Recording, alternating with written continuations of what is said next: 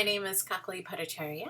I am an associate professor in the College of Education in educational leadership.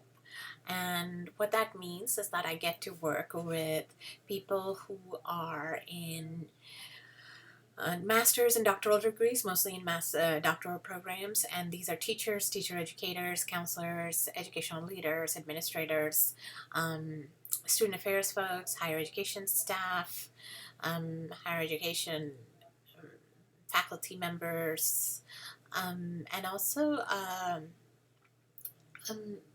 people who are in special education as well. I forgot that part. I generally teach qualitative research methods, and I don't have direct experience working with adolescents and children. However, I work with teachers and administrators who work with adolescents and children.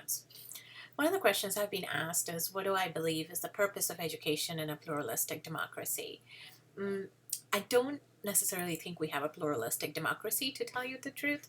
The reason I say this is because I don't feel that what we have as a democracy is pluralistic. I know that we have two-party system, but I don't really feel that the two parties are that remarkably different. If they were, I would think that a lot of the agendas that I think are important to see through and laws to be made or laws to be upheld would have been upheld a lot more. I feel that the parties are much more self-serving, and every time election comes up, they rile up their bases.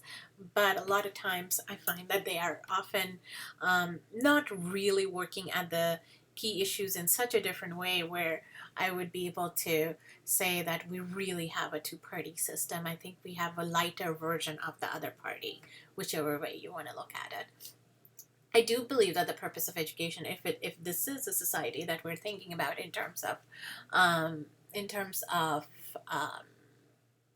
the U.S.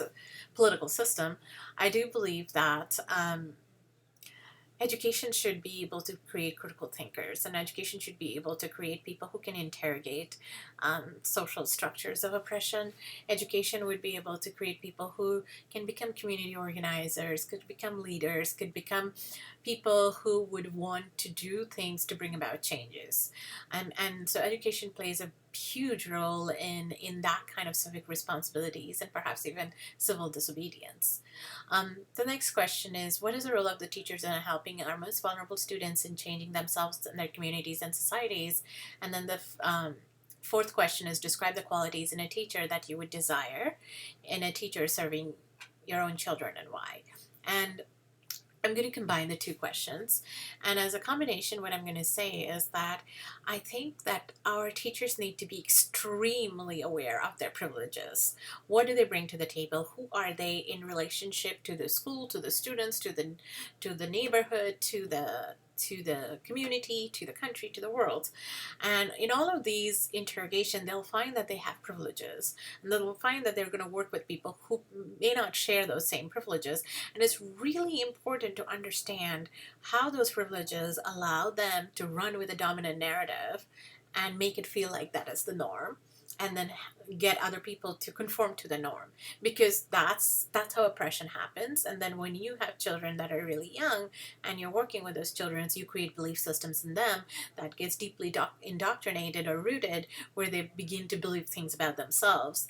And so teachers play a very critical role in shaping those type of understanding of self in students. And so for that reason alone, a teacher has to be extremely aware of who they are and what their privileges are, and how they could work with differences in privileges, not just between them and a student, but between each students as well.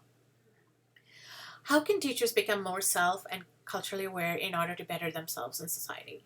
If a teacher First of all, if a teacher occupies a dominant position, whatever that may be because they're white, or that may be because they're white and heterosexual, or that may be because they're white, heterosexual, and able-bodied, whatever that position of privilege is, whether it's single position or intersected position, it's really important for that person to realize that it isn't the responsibility of somebody in a minority group to come and teach that person to become culturally aware or self-aware, because that's a project one has to take on its own and be completely committed to that, and be extremely open to being vulnerable interrogate a lot of things that they may have taken for granted, and be willing to maybe not get defensive, because that's really, really important, to have an open heart towards things. They could educate themselves via reading, they could educate themselves via looking at conversations that's already happening in the country, in the world, and they could educate themselves by signing up for programs that are designed to teach how to become more culturally responsive and culturally aware. However, the critical piece of it is to really understand that the project and the journey is the person's own journey, and there's going to be a lot of difficult moments that are going to come about and rise to the surface, and to not give up that journey, because if they're really committed, then they'll be able to go to the other side and see some of the pieces of dominant discourses that they held on to, and they benefited from, but that has very damaging effects to other people. Any final thoughts or ideas that you would like to add? What I would really like to add is that I think our teacher training programs need to offer documents and curriculum to the teachers that are really culturally diverse, that create opportunities to have difficult conversations, so that the instructors model what it's like to have those difficult conversations, what it's like to challenge people to step out of their comfort zone, to look at something they're scared to look at, or don't want to look at, or it's too much work to look at, or it hurts their sense of balance, and so it's really important to have curriculum that can model that for the teachers, so that when they do go into the classroom, they can do the same for themselves. And it's really also important for the teacher to be able to have educators, teacher educators, who are connected to what is going on, current discourses as well, because a lot of times the curriculum for teacher education often doesn't respond to what is going on in the ground. It's kind of watered down curriculum or dated curriculum, and it's really important to be very current on this, which means that who we hire as teacher educators, what is the demographic makeup of the teacher educators, and who we then put out and encourage to go teach, have a lot of implications on the kind of teaching that's going to happen and the kind of citizens we're going to produce.